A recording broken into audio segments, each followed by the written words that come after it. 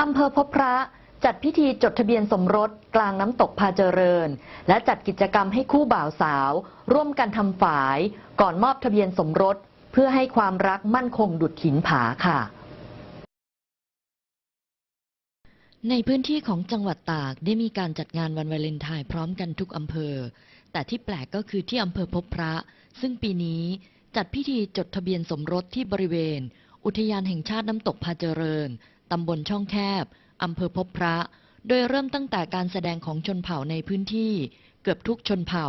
ซึ่งปีนี้มีคู่บ่าวสาวซึ่งมีทั้งหมด10คู่และเป็นคู่บ่าวสาวที่ต่างเผ่าต่างชาติพันธุ์จับคู่จดทะเบียนสมรสแต่งงานกันหลายคู่ผิดแผกจากทุกปีที่คู่บ่าวสาวจะอยู่ในชาติพันธุ์เดียวกันและแปลกยิ่งไปกว่านั้นนายประสงค์ล่าอ่อนในอำเภอพบพระจัดให้คู่บ่าวสาวทั้ง10คู่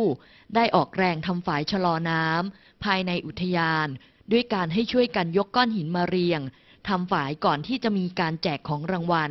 และทะเบียนสมรสทั้งนี้การที่ให้คู่บ่าวสาวทำงานหนักในวันแรกของการแต่งงานเป็นกุศโลบายในการใช้ชีวิตครอบครัวให้หนักแน่นและให้รู้จักความเหนื่อยยากในการก่อร่างสร้างครอบครัวเพื่อให้ทั้งคู่รู้จักความยากลำบากที่ต้องช่วยกันแบกหินและเพื่อให้มีความรักมั่นคงดุจหินผานั่นเอง